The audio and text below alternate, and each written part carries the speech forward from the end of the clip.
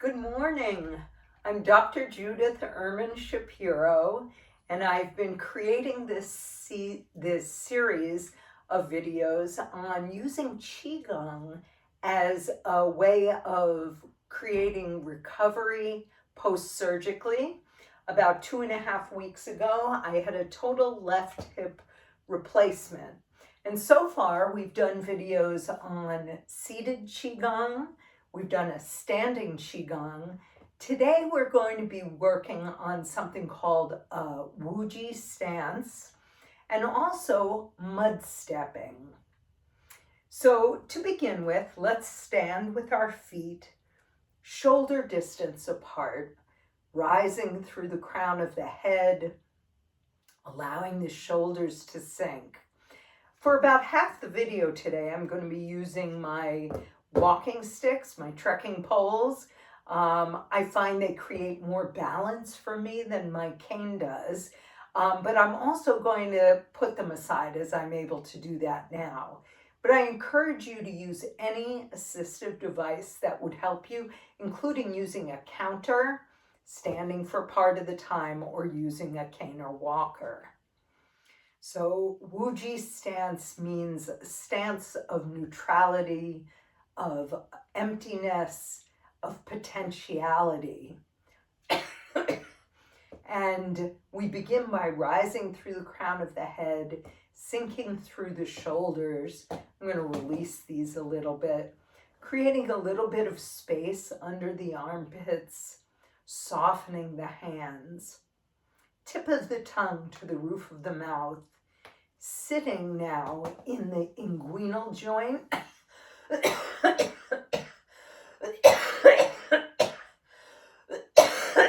Sorry about that. Softening the back of the knee, making sure that the legs are rotated to be right over the center of the feet, and then just gently rocking back and forth so that you feel the balance on your feet. And this is Wuji stance. Wuji can be practiced for 1 minute all the way to 30 minutes. It's a way of practicing alignment with allowing a free flow of energy throughout the system.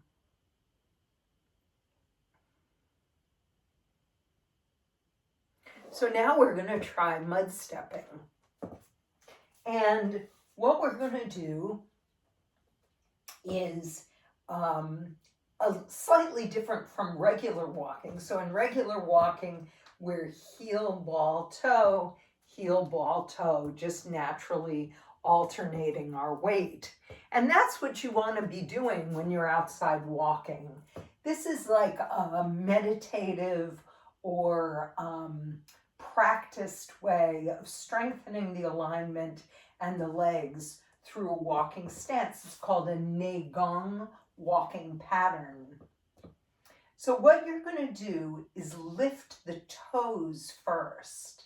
So you lift the toe to lift the foot, taking a natural swing forward, and then coming down as you normally would, toe, ball, heel, and then taking a natural shift of weight forward. We're taking small steps because if you've had hip surgery the way I have, we're actually not allowed to be in a lunge right now. The leg is not allowed to be back of center except in a normal walking pattern.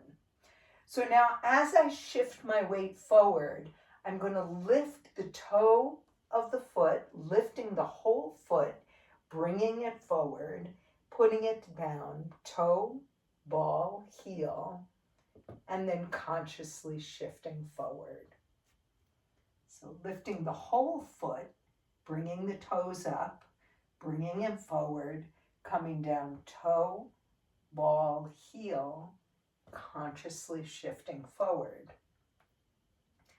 Lifting the foot, bringing it through, coming down, toe, ball, heel, conscious shift into that leg. One more time, lifting the foot, coming through, toe, ball, heel, and shifting forward. Now, if we were doing the traditional walking pattern, we would use kobu and baibu, a hook step and a swing step in order to turn. But we can't do that with total hip replacement, at least not at this point, because we can't internally rotate the leg that's been operated on. So instead, we're going to practice bringing the body, the torso, and the hip together as a unit, allowing them to naturally follow one another as you turn until you're turned and facing the other way. And then we'll practice again one more time. So lifting the whole foot, coming forward to toe, ball, heel, shift, whole foot, toe, ball, heel, and shift. So I'm lifting my toe, and then I'm trying to connect with my whole foot to lift it. Toe, ball, heel, shift. One more, lifting the toe, and then connecting with the whole foot. Toe, ball, heel, shifting forward. Now, instead of kobu and baibu, we're just going to walk the torso and the hip, keeping them in strict alignment with one another as that implant, as that prosthetic heals within the body. Now, let's try it without the walking pole, shall we? So only do this when you are ready. It takes some strength and some concentration. And what I'm going to do is take my hands and put them in what's called a downward pressing position. So I'm evening the body, I'm pressing down through the arms.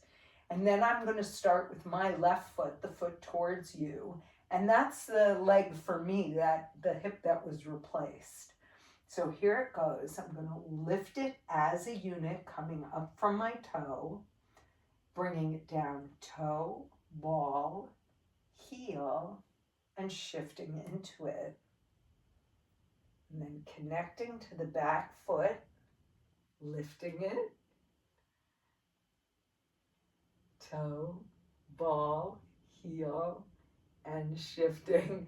I'm laughing at myself because this is my third take of this video because I was so weakened by my surgery that I'm having trouble lifting the foot as a unit rather than lifting the heel first. So you may see some deviation in me, but I'm really working now, connecting to my toe is lifting my foot and coming through, toe, ball, heel, and shift. Let's walk around using the torso, and you can let go of that in your arms for a minute. Just using my body all together. Let's take a big inhale here to return to downward pressing. Just one more pass. So I'm lifting the foot,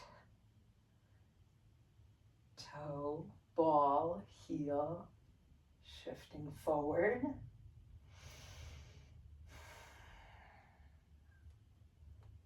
Returning to my sense of breath, lifting the foot, coming forward, toe, ball, heel, shifting.